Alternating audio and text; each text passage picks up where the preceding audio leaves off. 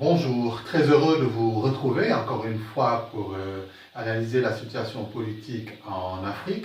Aujourd'hui, la préoccupation que l'on a, c'est de voir un peu quelle est la situation au Mali, quelle est l'issue à laquelle on peut s'attendre. Il faut reconnaître que les résultats du second tour sont quand même des résultats assez surprenants. L'écart entre le président sortant, Ibrahim Boubacar Keïta, et son challenger, le président Soumaïla Cissé, est quand même un écart assez important. Il est normal que de ce point de vue-là, des soupçons de fraude soient évoqués et que l'on mette en avant ces aspects-là pour prétendre chercher à annuler le score. Comme vous le savez, moi je suis pour le départ des anciens, mais dans cette situation-là, je ne crois pas que la Cour constitutionnelle ou le Conseil constitutionnel au Mali soit à mesure d'annuler les résultats. Pour plusieurs raisons. La première raison, c'est que les lieux où il y a eu des bourrages supposés d'urnes, si on fait le recensement de ces lieux-là, avec les potentielles voix que le candidat Soumaïla aurait pu tirer de ces endroits, ça ne suffit pas pour pouvoir rattraper le gap du point de vue de l'importance. Donc, ça, c'est par rapport au bourrage d'urnes supposé. Les endroits qui sont cités, si on fait le comptage du potentiel électoral qui existe dans ces endroits, il n'y a pas de quoi dire, de quoi changer le résultat. Ça, c'est la première chose. La seconde chose, c'est par rapport aux endroits où il n'y a pas eu de vote du tout. Là également, il y a ce que je disais à Africa 24, c'est que le président Ibrahim Boubacar Keïta a eu quand même un peu le culot, comme je le dis sur ce plateau-là, pour évoquer la question de la sécurité comme étant une question réussie. Au contraire, on a eu une preuve flagrante lors de ces élections-là, où il y a eu des lieux, effectivement, où il y a eu des forces venues de l'extérieur qui sont venues perturber, voire même dans certains endroits, empêcher carrément le vote. Nous sommes tous témoins de cette situation-là. Donc, de ce point de vue-là, nous parler de la sécurité comme étant un élément réussi, c'était un véritable fiasco dans ce domaine-là. Et nous avons eu la preuve lors de cette élection. Donc, c'est pour dire que aussi, lors de cette élection, nous avons aussi vu que le taux de participation n'a pas atteint les sommets que l'on attendait.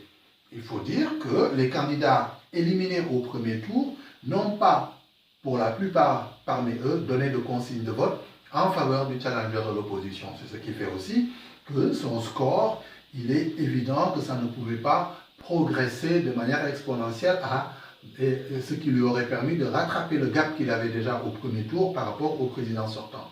Donc, gap du premier tour qui s'est confirmé au second tour, absence de soutien des autres candidats de l'opposition qui ont été éliminés. Je pense que tous ces éléments-là ont concouru à affaiblir le score auquel le président Soumaïla Cissé pouvait s'attendre. En définitive, je suis convaincu, je reste convaincu que le Conseil constitutionnel ou la Cour constitutionnelle au Mali va confirmer les résultats du second tour et que le président Boubacar Keïta, Ibrahim Boubacar Keïta, va encore empiler pour son second mandat. Ce sera le dernier, naturellement, et je pense que le président Soumaïla Cissé va se placer en challenger. Il faut qu'ils se mettent dès maintenant à travailler pour la prochaine élection, en sachant que il y a les autres challengers qui sont derrière et qui eux aussi n'ont pas dit leur dernier mot.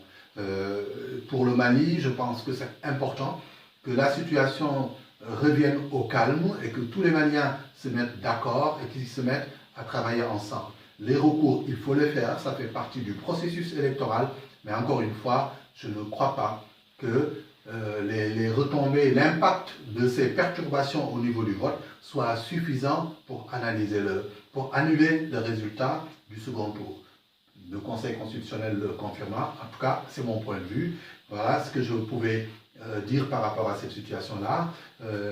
Féliciter Soumaïla Cissé pour avoir réalisé ce score et puis dire au président Ibrahim Boubacar Keïta qu'il a à travailler maintenant pour la postérité, faire affronter les grands chantiers qui sont devant lui pour que le Mali sorte de cette situation où il est en train de se faire infesté par des virus venant de partout, notamment pour le terrorisme, et de se faire piller pendant ce temps-là de toutes ces richesses, notamment aurifères, etc. Voilà ce que l'on pouvait dire par rapport à cette situation-là, en espérant aussi qu'une solution sera trouvée pour l'emploi des jeunes. Ils sont nombreux, ces jeunes Maliens qui quittent le pays par tous les moyens, qui se retrouvent dans le désert et qui meurent dans les océans. Je pense que maintenant, ça aussi, c'est un gros challenge. Il a l'opportunité de pouvoir le faire et 5 ans devant lui, ça suffit largement. Voilà ce que je pouvais dire aujourd'hui par rapport à cette situation au Mali et je vous remercie pour votre bien aimable attention.